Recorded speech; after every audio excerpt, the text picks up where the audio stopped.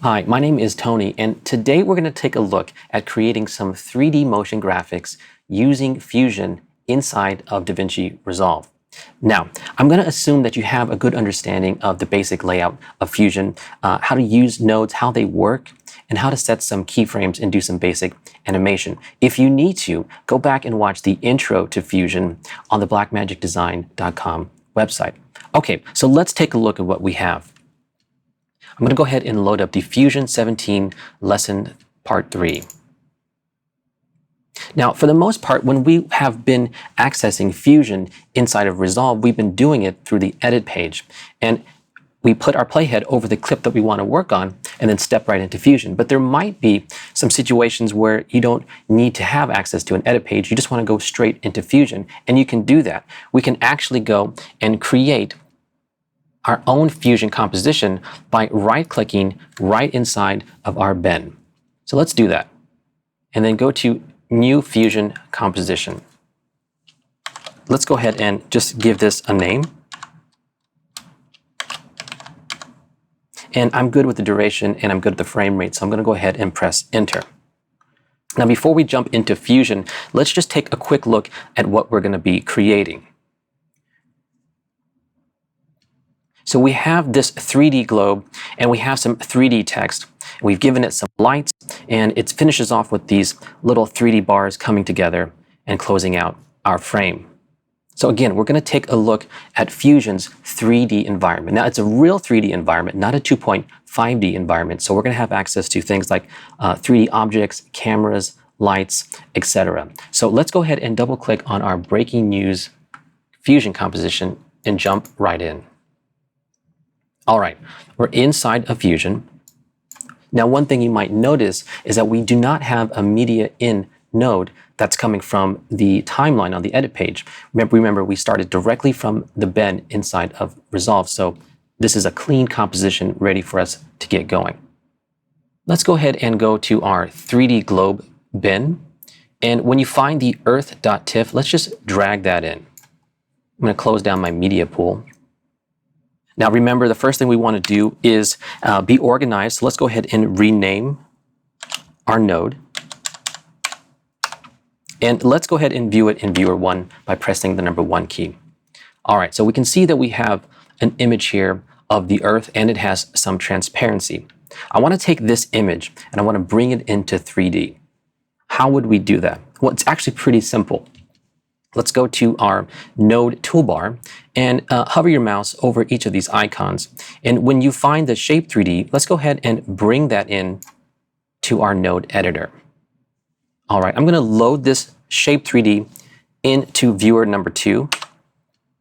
And just like that, by loading that node straight into that viewer, we have access to Fusion's 3D environment. We don't have to turn any 3D on, just load the node right into the viewer, and now we are inside of the 3D environment.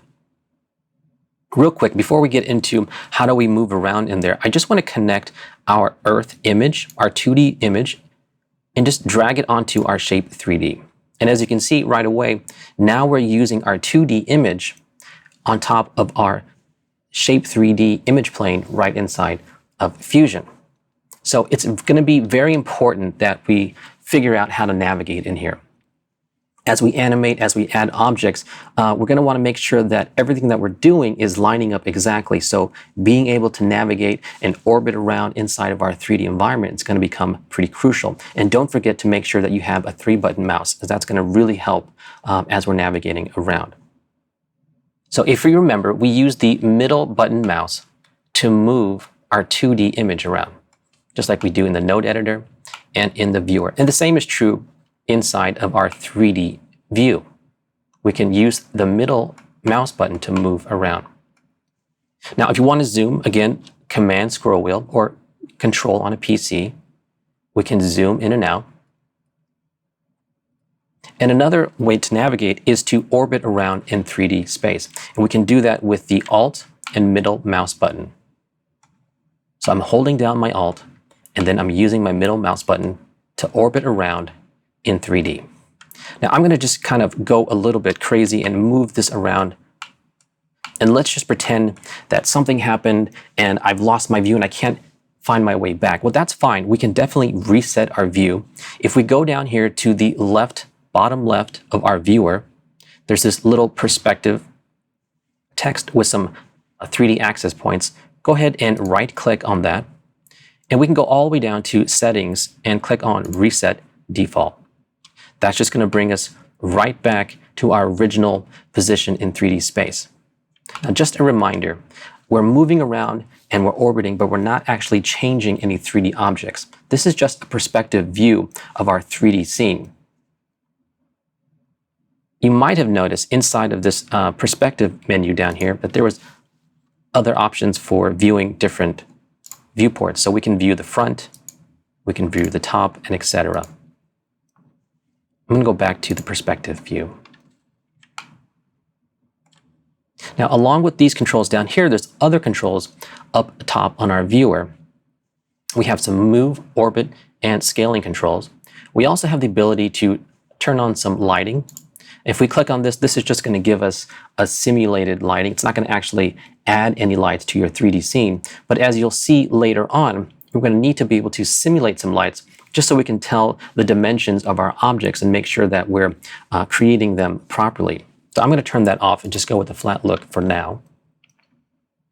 Another important button is this quad view button. So let's go ahead and press that. And now that's presented us with 4 different views right inside of our single viewer. And we can see our top, front, right, and perspective. And we're going to need this, again, as we're creating and adding a lot of objects in 3D space. We're going to want to make sure that everything that we bring in is going to be in exactly the same place that we want it to be. So let's take a look. We want to take our 2D image and we want to wrap it around a sphere so it looks more like a globe. And I'm going to make sure that I have my Shape 3D node selected. In the inspector, under Shape, let's just change that from plane to sphere. And right away we can see that it's now a sphere. I just want to do a couple of changes real quick. I'm going to bring down the size, something like right around there. I think that should work. And I also want to bring up the subdivisions, the base and the height. That's just going to make sure that our surfaces are going to be nice and smooth around our sphere. Let me just zoom in. Again, Command or Control using my scroll wheel. Great. So now that we have our globe, I want to give it a little bit more of a hard surface. So I'm going to add a core to it. So let's just duplicate our Shape 3D node. Command C or Control C on a PC. I'm going to deselect and then just Command V to paste or Control V to paste. Again, we want to make sure that we're staying organized. So I'm going to start to label these for us. Shape 3D F2, and let's name this Earth Sphere. And the one that we just pasted, let's go ahead and rename that one to Core. Okay, now if we remember coming from the 2D side of our compositing, when we want to composite 2 elements together, we use the merge node, foreground over background. And it's a similar process inside of 3D, except for that the merge 3D, you can add as many different elements or objects as you want to each merge 3D. And it essentially becomes its own 3D environment, if you will. So let's go ahead and add a merge 3D. I'm going to bring it from our node toolbar and bring it right into my node editor. And now I'm just going to connect each of these together. Okay, we've connected our scene, but we're not seeing anything. And that's because we have to remember that we're viewing the proper node in the viewer. So with my Merge 3D node selected, I'm going to press 1 to view it in Viewer 1, and I'm going to press 2 to view it in Viewer 2. Because our viewers are independent, we can load the same node in both viewers at the same time. We have our core. I'm going to select that and let's make some changes to make it look a little bit better. Let's decrease its radius.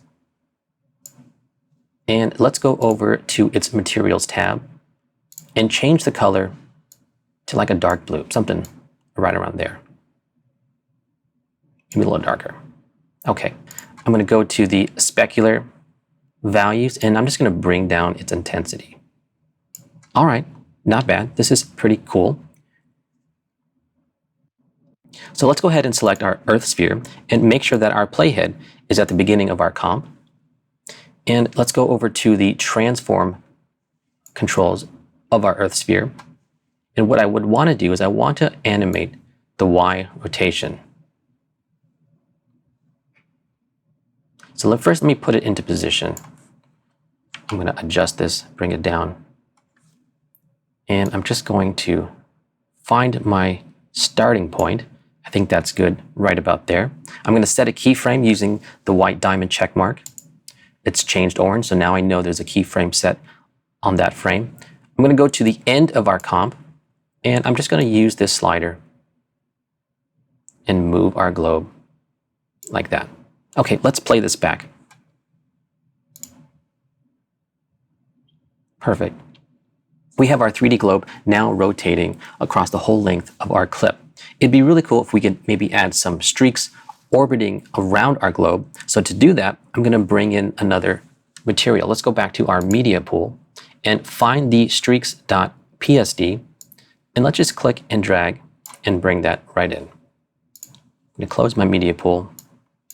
One thing you might notice is that we can bring Photoshop files directly into our node editor. And if you want, in the inspector, you can come over to the layer tab here and select any specific layer you want inside of that document.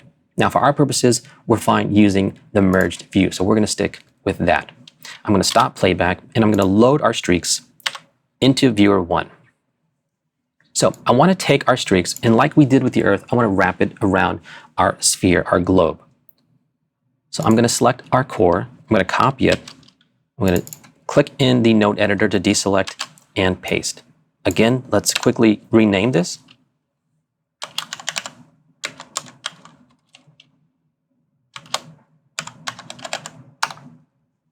All right, and let's go ahead and connect it to our Merge 3D. And let's go ahead and connect our streaks to our streak sphere. Okay, you might have seen a little bit of change happening in there. And on the viewer on the left, viewer number 1, we see our streaks are yellow. And on the viewer on the right, they look pretty dark. So just remember that since we copied and pasted our core, that it has that material of blue. So let's go back and reset that to white. And when we do, now we can see that this sphere is using the image values from our 2D image. Let's just change the size of this. Go back to the Controls tab, and under the radius, let's just bring it up a little bit. Well, that's a little too much. There we go. Right there should be fine.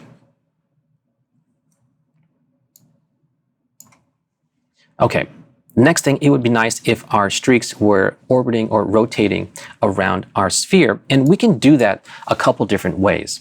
The way that I want to do that and show you is using the 2D side of animation. So we're going to go ahead and animate our streaks in 2D and then let that dynamically flow into our 3D object. So let's go ahead and move our streaks back a little bit. If you remember, we can bring up tools and add nodes by using Shift Spacebar. That's going to bring up our Select Tool dialog box. And I'm just going to type in Transform. All right, in my viewer, I'm just going to bring this down a little bit. Make sure that you're looking at the transform node in viewer 1. And ideally, we want to animate the position of our streaks. And by doing that, it will start to rotate around our sphere. So I'm just going to move this all the way over,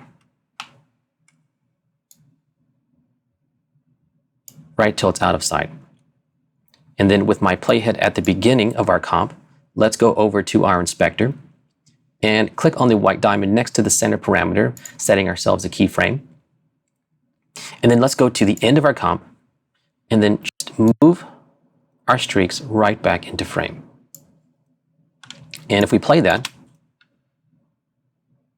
we can look in our quad view and see how it's being animated around the globe. So not bad. I think that's pretty good. It kind of starts out of the middle of nowhere, and there's a side of the globe that's just pretty much empty. So what we can do is, still with our Transform 1 node selected, we come over here in the inspector and you see this edges parameter. Just change it from canvas to wrap. And now that's going to give ourselves a wrapping effect, which has our streaks all the way around our globe. That's pretty cool. All right, let me just adjust my UI real quick. Besides renaming our nodes, we want to make sure that we're staying organized inside of our node editor and organizing our nodes in a way that makes sense so we can quickly visually see each section of our node tree. So I'm just going to take my Earth and my streaks, drag them out here. I'm going to select all the nodes that have to deal with building our 3D globe. And I'm going to shift spacebar to bring up our select tool dialog box and type in underlay. I'm going to deselect it and then option click F2 to name it. Let's call this globe. And then right click and let's change its color to purple. That way we have all of our nodes associated with our globe contained together. Okay, let's do the same thing for our Earth and streaks. Essentially, these are our materials for our 3D objects, so we want to group these in the same manner. Shift spacebar, type in underlay, hit enter, deselect, option click F2 to name it, and let's type this materials. And then I'm going to right click and change its color as well to navy. Okay, as you saw in the demonstration earlier, we had some text that was kind of flying around our globe. So the next thing we want to do is add some 3D text and then give it some animation. Now, we could just add the 3D text directly to this merge 3D and essentially build all of our elements out of one merge 3D, but it might get a little cumbersome. So it'd be ideal if we could just create another merge 3D and then connect them together. That way we can work on one separately, but yet still have the outcome of everything put together in one. So let's go ahead and do that. I'm going to add another merge 3D, again from my toolbar, bring it right in, take the output of our merge from our globe and connect it to our new merge 3D. Let's view this in each of our viewers. So press 1 and press 2.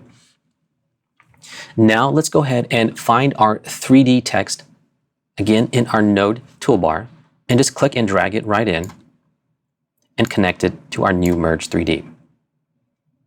Okay, let's go ahead in the text field box in the inspector and type in our text. Breaking news. As we're typing, we can see it appear in each of our views. Again, having that quad view is great because now we can dial in exactly where it needs to be. So let's change a couple parameters. Let's change the line spacing. And let's go ahead and change our font from bold to extra bold italic. Next, we need to change down the size. So let's bring it down. Again, I'm watching in each of the viewers, seeing its size ratio to our globe.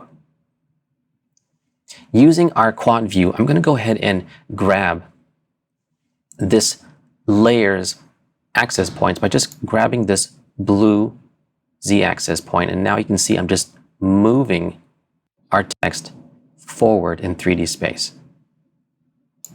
And then I'm going to grab this green axis point, and that is our y-axis control. I'm just going to move that up and down right about there. That's pretty good. Okay, I'm going to select my 3D text node and view that in viewer 1. And let's just put this in a better position, zoom in a little bit, because now we're ready to do some 3D extrusion. In the inspector, if you go down to the bottom of the screen, you'll see this little extrusion panel. Just go ahead and open that. And now let's just drag our extrusion depth out a little bit. Okay, so if you remember earlier, we were talking about that lighting button up here at the top of our viewer and that we were in a flat view. Right now, as you can see, it's a little bit hard to tell what's going on with our 3D text. So if we click this button, it's going to give us a simulated light effect. So now we can kind of see exactly what's going on with our text and how to make our extrusion work better for us. I think I'm going to make the extrusion just a little bit bigger. And then let's zoom in a little bit more, and we can start to add a bevel. So let's go to our bevel depth and just bring that up, maybe right around there. And the same thing for our bevel width. It's going to bring it down just a little bit. That's good. Just giving it a nice little edge. So we've added that. Let's actually change its color. In the 2D side of the text, if you look at it, the shading, you're used to seeing those shading elements 1 through 8. It's a little bit different. We're thinking of it more as materials inside of 3D. So let's go ahead and deselect this checkbox for use one material. And now we can change the color of our fonts, and let's just change it to a dark red. Just clicking in this color dialog box and just changing it to a dark red. Again, I want to go down to the specular intensity and just bring this down about halfway. Okay, not bad, looking pretty good. Now to me, this color is nice, it's clean, it's sharp. I want to give it just a little bit of breakup. So we can actually add a texture to this material by going to this type field and changing it from solid to image. And when we do that, now we have an option to connect an image directly to that. So I'm going to go back to the media pool, and I'm just going to grab this moon image, bring it right in, close down the media pool, and I just want to change the name of this and call it texture. You can use any image that you want that has the appropriate texture. In this case, I'm going to use this moon image and then just drag it over, connect it to my 3D text. And when you do, you can see that now it's affecting our 3D text. The luminance value of that texture image is affecting our 3D text. And for me, it's just giving a nice little breakup so it doesn't look completely clean.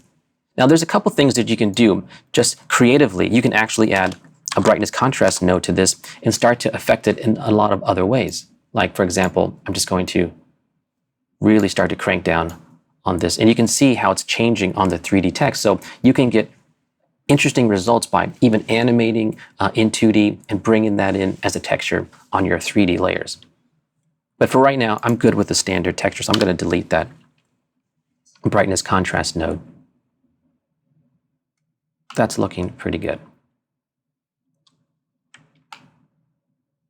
All right, so as we can see in Viewer 2, we can see at our top view that the text is pretty much straight and flat. It'd be nice if we could bend or warp the text so it feels like it's coming around the globe. And we can do that by adding a node called the Bender node. So let's go ahead and select our 3D text, Shift Spacebar, and type in Bender, hit Enter. Now the Bender node is very interesting because it allows you to warp and bend your objects in 3D space. But we need to do a couple things first. And I'll give you an example. If we just start bending this, it's going to start to really twist and warp. I'm going to press 1 to load that in Viewer 1. As you can see, it's just kind of giving it some crazy adjustments. So if we go ahead and first click on Group Objects, it's going to treat it as one object and not as individual letters. And let's change the angle to about 90.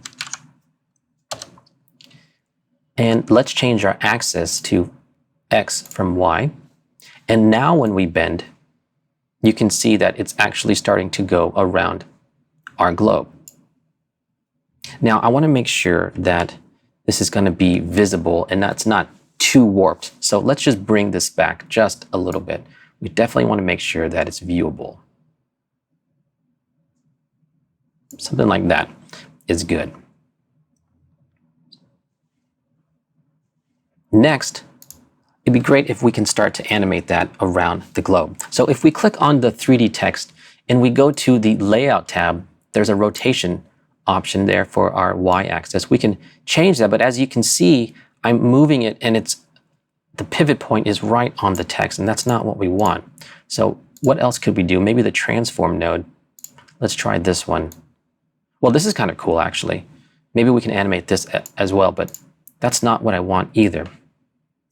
Again, thinking about nodes and thinking about node order, if we stack our nodes accordingly, we can get really interesting results.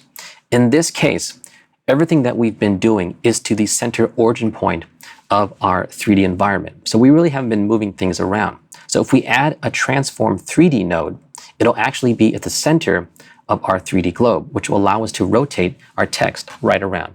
Let me demonstrate that. My Bender node selected, Shift spacebar, type in transform. I'm going to use my arrow keys to go down to the transform 3D node and then press enter. And you can see it now, it's been applied to the center of our 3D globe.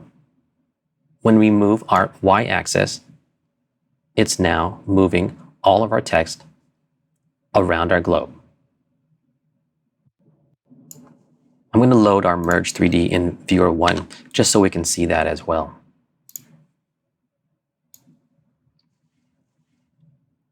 So let me move this into position. I think I want it to start right around here. Make sure our playhead is at the beginning of our comp. And let's set a keyframe for our Y rotation on our Transform 3D node. And then let's go to about frame 20 and let's move our Y rotation somewhere right around here.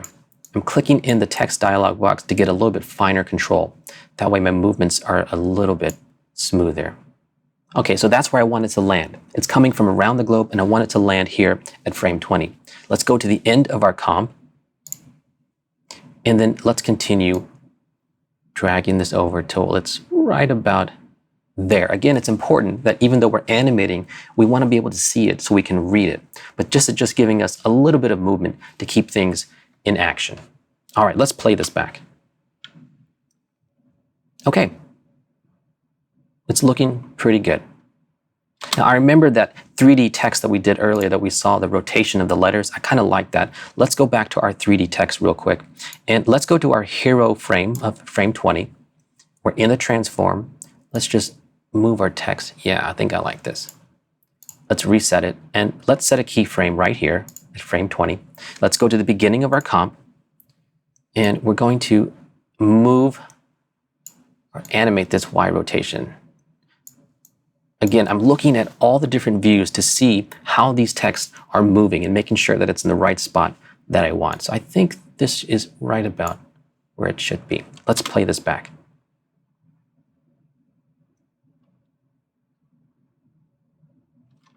Okay, the playback is pretty long, so I'm going to adjust my auto render range so we can focus just on the area that we want to. So holding down the command key, clicking and dragging inside of our time ruler, now we've just isolated our playback just to this moment. Okay, this is looking pretty good. Now it would be great if we could add a 3D camera to this so we can complete our motion coming from out of the globe and revealing everything at once. So let's do that right now. I'm just going to move my node editor around. Again, come up to the node toolbar, just bring in a camera 3D and connect it to our Merge 3D. If you've seen here, now once we connected that camera, it pops up at the center point of our 3D environment. So I'm going to grab its Z-axis arrow point and just move this back. So as I'm moving the camera, as you can see, we can't really tell what it's seeing. So it would be nice if we could see the view of the camera so we know how far back we need to move it. And we can do that if you come back here to our viewer number 1, down here at the bottom right, there's our perspective view. Let's right click on that. And because we have a camera added, we can now just click directly on our 3D camera. And when we do so, now we're seeing exactly what the camera sees. So when we move it, we can know exactly what we're looking at. Let me just zoom out of this view. And I'm going to move this camera back right about here. Yeah, I think that's a good spot.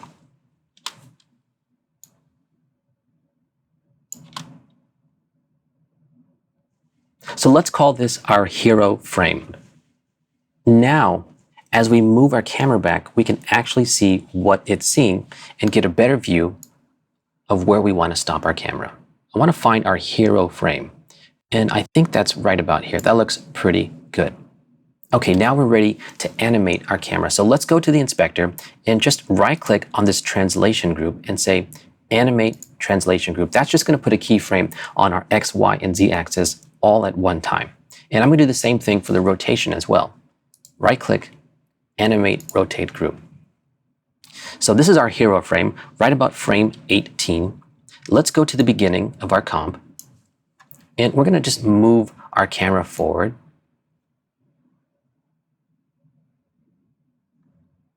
Just like that. And let's bring it down just a little bit. And then let's animate its x-axis right around there. And let's also give it a little rotation on the z-axis. And then let's just change our X position and zoom in a little bit more. Somewhere right around here. And let's see what that does. Okay. That's working. Now let's finish this off by going to the end of our comp and adding a slow little pullback on our camera. So clicking to the end of our comp.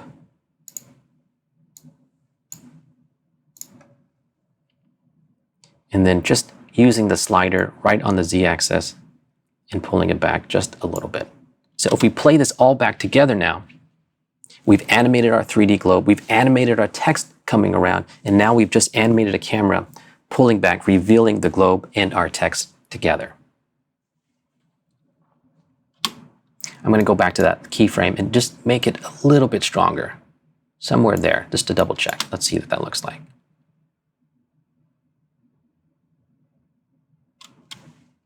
Pretty cool. The next thing I want to do to finish this off, just as we reveal our breaking news, I want to have a wall come in and transition us to our next art card. So let's add another text 3D node connected to our merge 3D.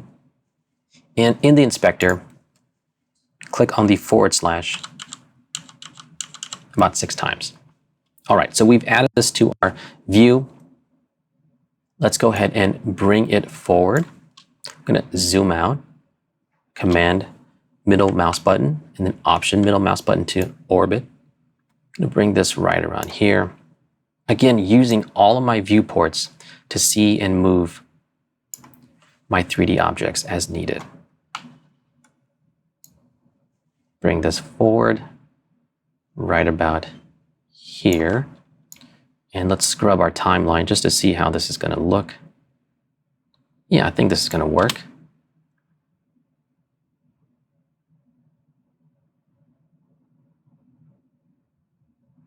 I think this is going to work. Let's go back one more time. Let's go and give this a little bit of extrusion, just like we did before.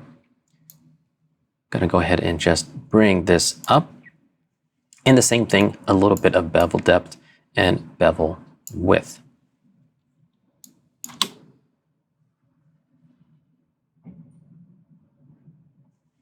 That's working pretty good. The next thing we want to do is we want this to collapse and close down as if it's a wall shutting down. Let's find a spot we can start our animation. I think right in here around frame 70.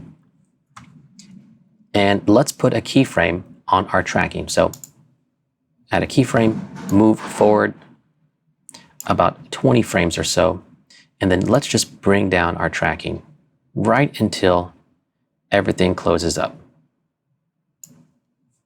And then let's play that back. There we go. I think that's working. Lastly, I just want to change the color of this to red. So let's go to our shading tab and then just bring this down to a dark red as well. Okay. So let's just review real quick. I'm going to move my UI around. We've added our materials. We've got our earth, our streaks, our texture. Now we've brought that into 3D and connected it or mapped it onto some sphere objects, creating a globe. And we've organized it and used an underlay to group that together. Next, we've gone to another merge 3D and we've added our text, given it some animation, and also warped it as a 3D object and animated our camera as well. So I'm just going to go ahead and do the same thing real quick while we're here and give this an underlay just so we stay organized. Option click F2 to rename text 3D. And one last thing, I just want to go over here and select our camera 3D. I'm going to right click on there and go to show tile picture. And that's just an organizational feature for myself. So that way, as I'm moving and navigating across the node tree, I can quickly see and know which node is my camera, as I'm going to want to use it a lot. I think now we should open up the spline editor and start to look at our keyframes and make sure that all of our movements are nice and smooth. And the spline editor is a great way to start doing that. So I've got the spline editor open. Again, this panel on the left is going to show me all of our adjustments, all of our nodes that have keyframes. And then on the right is our graph view. Now, there's a lot of keyframes that we've been setting, so I'm just going to help focus our attention by going to the top right of our spline editor and clicking on this menu and selecting Show Only Selected Tool. That just lets us select a node and just see those parameters in the spline editor for us. Let's start with our 3D text. I'm going to select the 3D text and then load it in Viewer 1.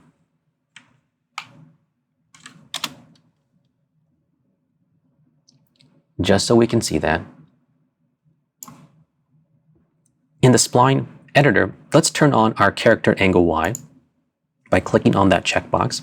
Now, it's got a zoomed in value. I'm not sure what I'm looking at. So there's this button right up here at the top right. There's these 3 buttons, our menu that we clicked on earlier. Next is our zoom to rectangle. And then next to that is zoom to fit. If you click that, that'll just bring all of our keyframes and fit it inside of our spline editor for us. As a side note, a keyboard shortcut for that is Command F or Control F on a PC. So we can see here that our animation is happening in a linear fashion. So I just want to smooth this landing by selecting this last keyframe and pressing Shift S. That's just going to smooth out our landing over time. And I can go back here to the beginning of our comp and play that back. That's going to work just fine. Next, let's go to the next node that has our animation, our transform 3D node. Press 1 to view that. Again, I'm going to Command, click and drag inside of the time ruler just so we can focus on this one part of our comp. With our transform 3D node selected, inside of our spline, let's turn on the Y rotation. Command F fits that for us. And we can see the keyframes that we have. I'm going to select these last 2, just drag a box right around there. Shift S for smooth. I'm going to smooth those keyframes. Now, we need to do some adjustments. So bring down our middle keyframe.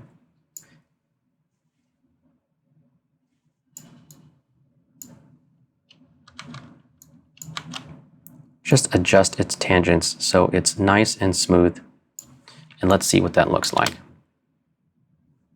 So before, it was animating in and kind of having a hard stop and then continuing. And now it's animating in, but continuing in a nice, smooth fashion.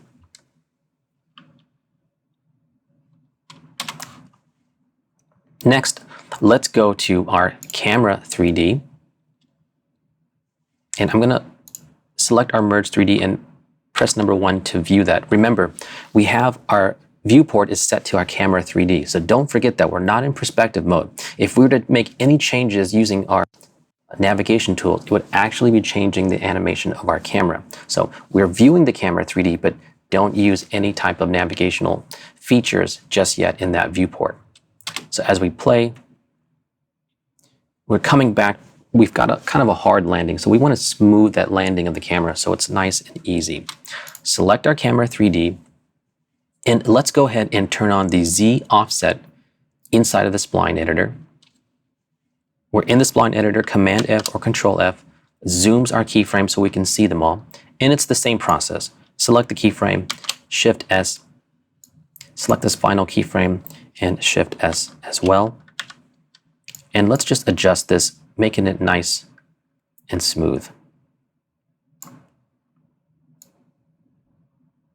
And let's see what that looks like. Okay, that's a good start. Let's move from here and turn on our X and Y rotation. Command F. I'm going to select all of our final keyframes, and instead of hitting Shift S for smooth, I'm just going to hit the F key, and that's for flat. It's just going to make sure that our tangents are not going above the values they're supposed to and just flattening off that curve for us. So let's play that back. That's feeling a lot smoother.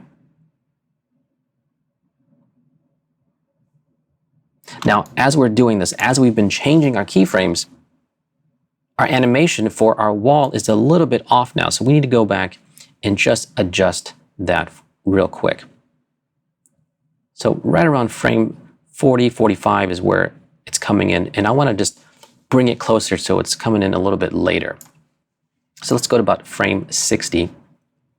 And let's select our 3D text node. And while we're here, just press F2 and let's call that wall, just so we stay organized.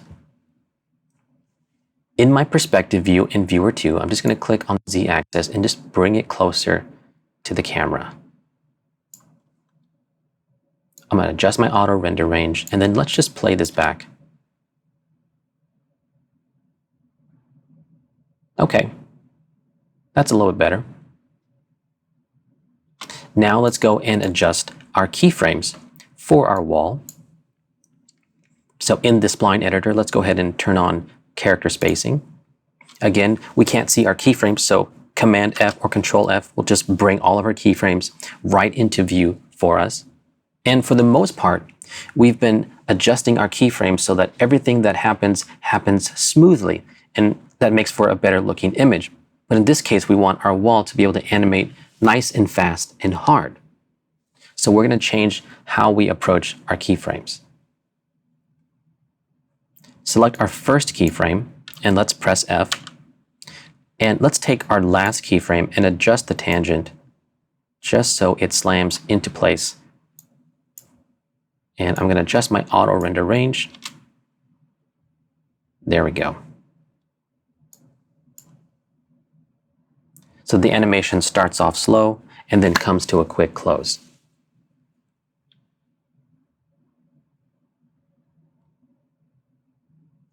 Now, as I'm watching it back, I would like that wall to close down just a tad bit sooner. So what we can do, we fit our keyframes in. Let's just draw a bounding box around them, select them. I'm going to change the size of our spline editor a little bit. And you notice here at the bottom of our spline editor, there's this little drop-down menu called Time. If you click on it, let's go to the T offset. I just want to adjust the framing of our keyframes. So I'm going to double click in there and just type in -10. I just want to move these keyframes back in time, just about 10 frames. And let's play that back.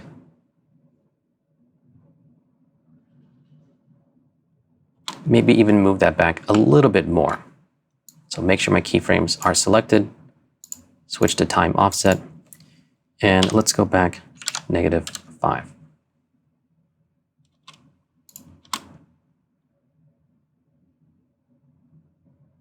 Okay, great. That's exactly what we want. So again, using the spline editor to really finesse your keyframes to make sure that everything is animating over time in a smooth fashion or an opposite, in a hard fashion, coming down very quickly. So definitely take a look at the spline editor when you have a chance. Now, this whole time we've been working inside of Fusion's 3D environment. We're not actually in 2D. So we need to bring all of our 3D animation and effects and bring it into 2D so we can add some look effects and finish off our composite. But we can't just connect any of these 3D nodes to a 2D node. We actually have to render it out into a 2D image. So to do that, we're going to add a render node. So let's go ahead and do that. I'm just going to move my node editor around, move my media out node over to the side. And again, in the toolbar, just click and drag your render node into your node editor.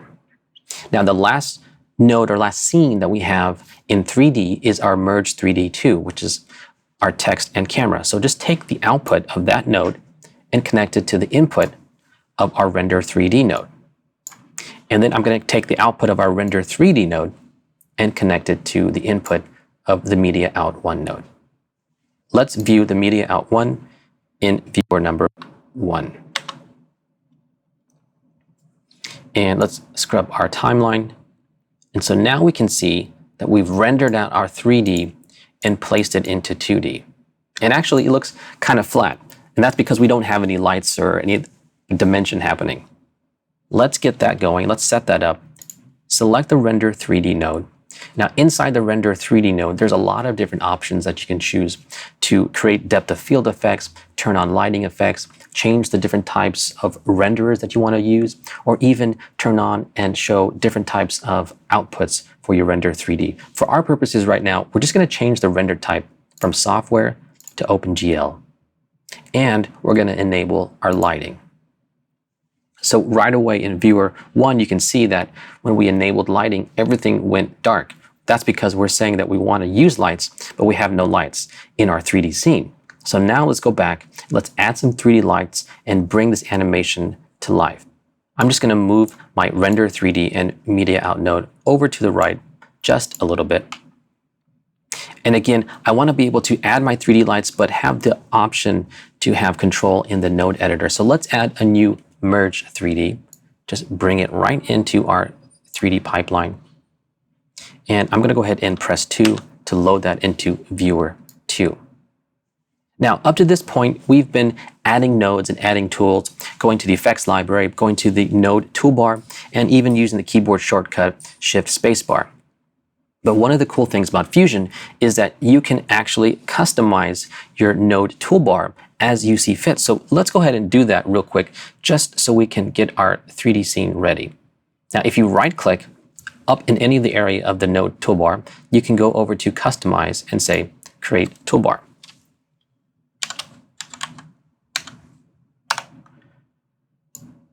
Now, all we can do is go up to the effects library, and we can just drag any tool that we need directly into our toolbar. So I'm going to go ahead and grab the point light and the directional light, as we're going to be using those. I'm going to close down my effects library, and I have the spotlight here. I'm just going to move this into place right where I want it. And then in between the render node and the spotlight node, I'm just going to right-click there and say Customize Add Divider. So this is a really great way to customize your toolbar based on the different types of workflows that you might need, and then recall them as needed. The first thing I'm going to do is add our point light.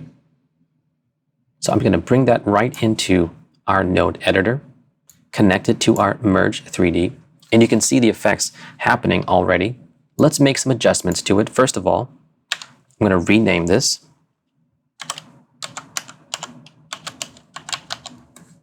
Blue light. And in the inspector, let's go ahead and change its color. Give it a blue color. And let's change its decay type to linear. And we can bring down its intensity a little bit. So now this really comes down to using our viewers to dial in the position of our lights as needed. So we're going to find a good spot where these lights should go. I think something right around here might just work. I'm trying to find a good little spot, a good angle where it catches as many of the different bevels as it can.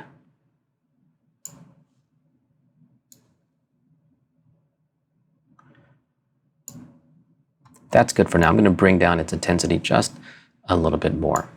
Let's take this node, copy it, Command-C or Control-C, deselect, and paste that back into our node editor. Let's rename it Yellow Light, and let's attach it to our Merge 3D. And in our viewports on Viewer 2, let's just move it over to the other side. And again, just find a good little spot for it. Use my perspective view, zoom in, move it back, and move it over. Again, I'm watching my Viewer 1 just to see how it's affecting my scene. Now, real quick, let's go to the color for that in the inspector and change it to an orange.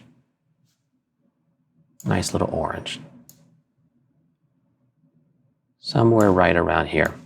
And as we create and as we build, we're going to end up coming back and tweaking this once we see it playing back in animation. There we go. I'm going to still adjust it just a little bit, bring it back.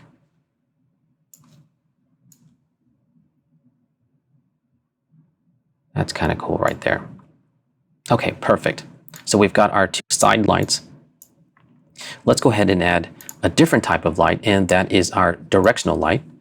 Bring it right in, connect it to our Merge 3D, and I'm going to rename this and call it Top Light.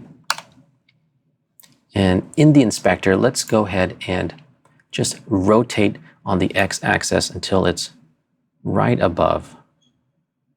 Again, just finding a good flavor that works. All right, in the controls panel, I'm just going to bring down its intensity just a little bit. And let's do the same thing. I'm going to copy this light, deselect and paste it, and then connect it to the Merge 3D. Now let's rename that light F2 and call it the bottom light. And in the inspector, let's go ahead and change its color to a light pink. And then in the transform parameters, let's just rotate its transform all the way down to the bottom. And as you can see, it's just starting to give a little bit of highlight to the bottom of our text. Now, at any point in time, you can turn on and off a node at the top of the inspector by hitting this toggle switch and seeing the effects of it on and off. Or you can also just, in the node editor, command select any amount of nodes you want and hit Command P or Control P on a PC and just turn on and off those nodes. So it's a great way to toggle on and off to see the effects of those nodes. We're getting there. Let's go ahead and add a spotlight now. We want to light up the front face of our font. So I added a spotlight. I'm going to rename that Front Left. And then let's go ahead and connect that, you guessed it, right to the Merge 3D. Now the spotlight is in the center point of our 3D space, which is our globe. So I'm going to use the transform controls to bring that spotlight out. There we go. Now let's move that over to the left. Now as you see, I'm using the access points on this light directly. Now we have the spotlight. It comes down to rotating our light. And we can do that in the inspector, but you can also do that right inside of your viewer. If you look here at the top of the viewer, there's these two buttons. We have a move button and a rotate button. With my light selected, if I click that rotate button, it's going to give me different parameter controls so that I can rotate my light inside of my viewport. And that's what I want to do. I want to be able to rotate this light just like that. A quick way to do that is to use the keyboard shortcut Q for move or W for rotate. So let's just move it back. Let's go to our inspector in the controls and change its decay type to linear. Increase the penumbra angle, just softening its light effect and bringing down its intensity. Now, one thing I'm seeing is on the text 3D node, it's giving a lot of reflection. So I just want to go back to the text 3D, select it, go to the shading tab, and just bring down its specular intensity. Just like that. Okay, so we have our front light, our front left light, and I'm just going to move it again just a little bit, just to see what it's doing, lighting up the front of our text. We're going to do the same thing. We're going to Command C to copy it, deselect our node editor, and then paste it in, connect it to our Merge 3D, and let's rename that Front Right.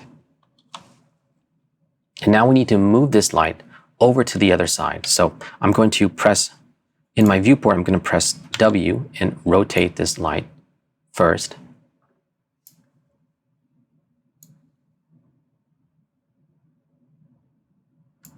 Now I'm going to press Q, move it over to the right side, press W, and rotate this into position.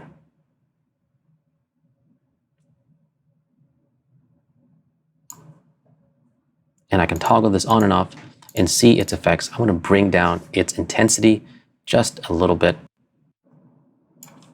And now if we scrub our timeline, we can see that now we've started to give a little life to our animation using some lights. Just 2 more lights to add. Let's go ahead and add a backlight. We're going to use another spotlight, and let's rename that and call it backlight.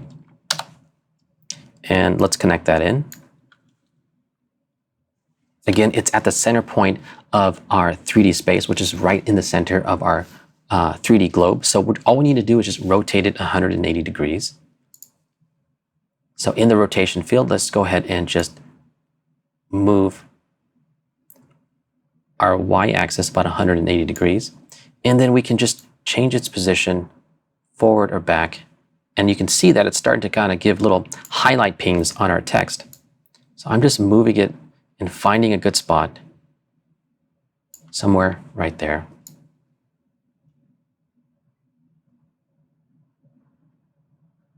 All right, that's pretty cool. The next thing we need to do is we need to give a light to our 3D wall. Right now when it closes, it's pretty dark and we can't see what that looks like. So let's go ahead and add another little point light just to kind of give a little illumination to our 3D wall.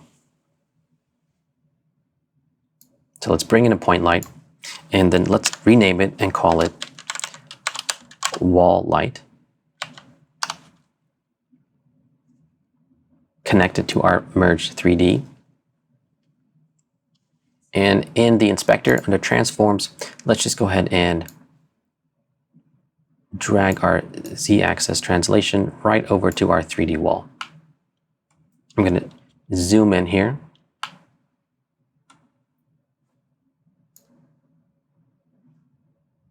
And let's make a couple different changes. In the controls panel, let's go to our decay type and go to quadratic, and let's bring down the intensity. And let's change the color to a little bit of a red light. All right. Now I'm going to just bring this up, just giving it a nice little gradient. Now let's see if we scrubbed our timeline. Let's take a look. Okay, not bad. Let's go to our perspective view here.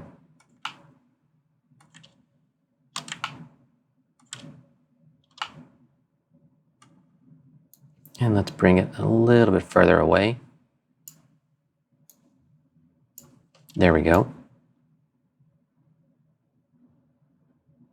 So now as we're scrubbing, we're just giving a little bit of life to that 3D wall so it's not completely dark. We've added our lights. It's looking good. Let's not forget our organization and add an underlay to these lights. I'm going to deselect, option click. Let's rename this lights 3D. And then let's give it a new color, teal.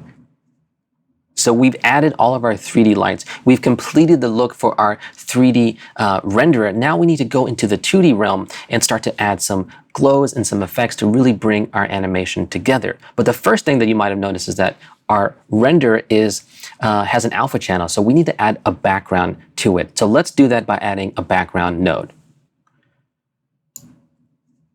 I'm going to go to the toolbar and just bring in a background node. And I want to go ahead and view that in Viewer 2. Now, I really do like the background node. It's a pretty powerful node that gives you a lot of flexibility in all the different types of animation that you might be doing. For our purposes, we're going to convert this solid image into a gradient. So let's go to the background node in the inspector, let's go to our type here and change it from solid color to gradient. There's a lot of different tools for you to use to manipulate and change your gradients. We're just going to go with a simple blue gradient. In the viewer, I'm going to just use these on-screen controls to make a shape just like this. And in this gradient, this color tab here, there's these two white triangles. If you click on a triangle, now you can actually change that color. So I clicked on this triangle on the left, and I'm going to change its color to something like a blue, and just give it a nice little light blue. And the triangle on the right, I'm going to select that, and I'm going to make it a really dark blue.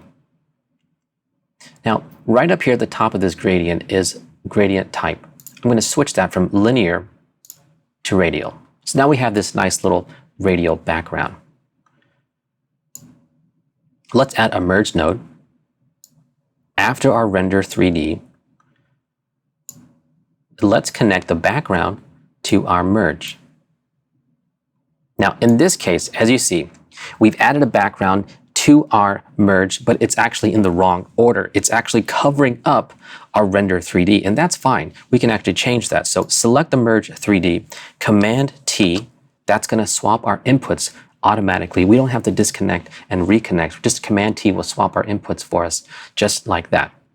So now we can see our composite in context, and I like where that's going. That's pretty good. Maybe we can select our background node and just make another quick adjustment, selecting that triangle on the left, keeping it a little bit brighter. That's going to work just fine. I want to add another background node just because I love the background node so much. Press 2 to view that in Viewer 2. And let's change its color here to a little bit of a pink red. I want to add an ellipse mask to that. So let's go ahead and connect our ellipse mask to our background. And then let's just composite this right over our merge 1. Again, taking the output of our background node and connecting it to the output of our merge node. When we release, it's going to add a merge for us automatically. Now, this is covering up our image, and that's fine. We're going to go make some adjustments to our ellipse mask. Let's go to the soft edge and just bring this down. Change the shape just like that. And let's just move this mask somewhere down in here. Now, select the Merge 2, and let's take a look at its controls. Now, if you're familiar with using composite modes and other applications to kind of create cool, interesting lighting effects, you can do all that here inside the Merge node. But there's one tool that you might have not seen, and that's the Add composite mode. Well, in Fusion, it's actually as a slider. It's called alpha gain. So if we click this slider, we can actually dial in the level of add that we want instead of just having it as a one-time feature. So I'm just going to bring this down somewhere right in here, giving it a nice little bright pop, balancing that out with the blend tool, just to give it a little bit of atmosphere. Again, it's a subtle feature, but just enough to give us a little bit of atmosphere to make this come to life. That's working nice. Let's keep going. I'm going to just give ourselves a little bit more room here.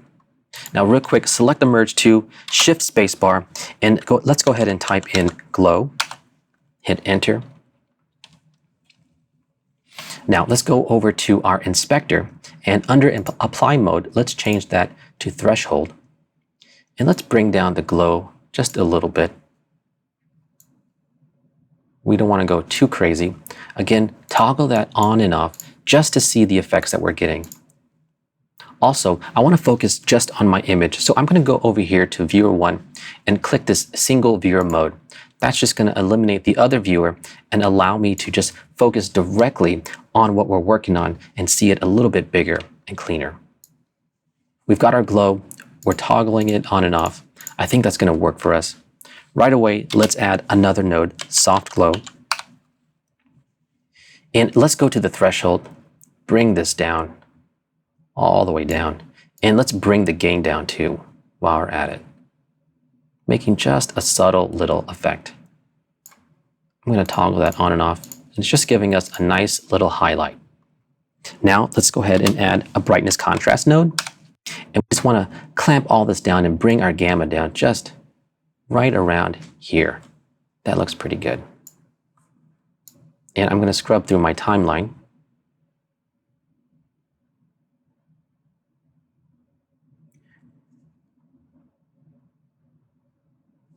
That's looking pretty good, but I want to go back and add a little bit more realism by adding some motion blur. Now there's a couple ways that we can do that. And the way that we're going to do it here is we're going to do it after our 3D render. So let's make a little bit of room.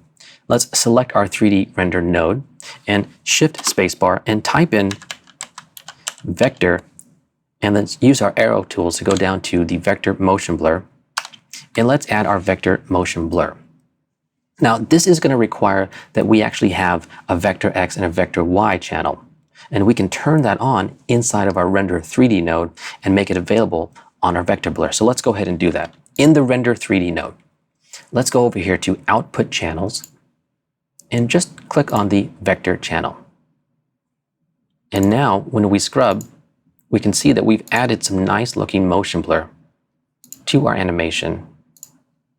And it just gives it that other extra sense of realism.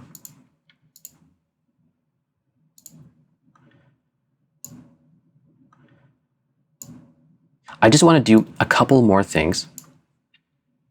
And again, remind you that we have access to all the great plugins available through Resolve Effects right inside of Fusion. Resolve Effects Light, and let's add some lens reflections. Again, just little subtle things to help bring your animation to life. And this is up to you as far as how far you want to take it. But for our case, we're just going to bring this down just a little bit, just to give it a little bit of pop. I like that. That'll work just fine.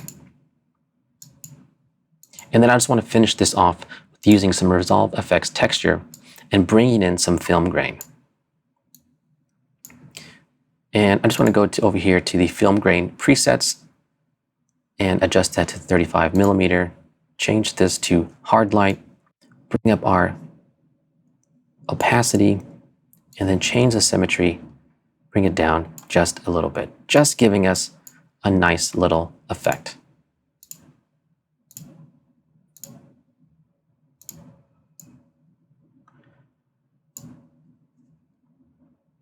And lastly, I just want to review everything that we did. If we go back to the beginning, we started off with our materials, all of our images, brought them into 3D, did some animation with our globe, also brought in our camera and 3D text and animated those as well. Finally, our lights, adding that zing and pop to make sure that our animation looks really, really good.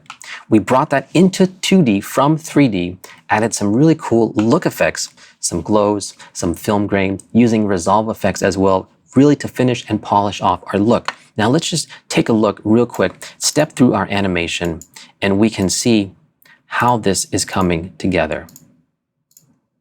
Really, really cool. I hope that you can see the flexibility and power that Fusion has by both having a full 3D environment as well as a 2D environment. If you have any questions, don't forget to go to blackmagicdesign.com, go to their forums page. Also, all of these lessons plans are available on their training page, and you can even find a way to get certified. Thanks for watching. Take what you learn and make it better.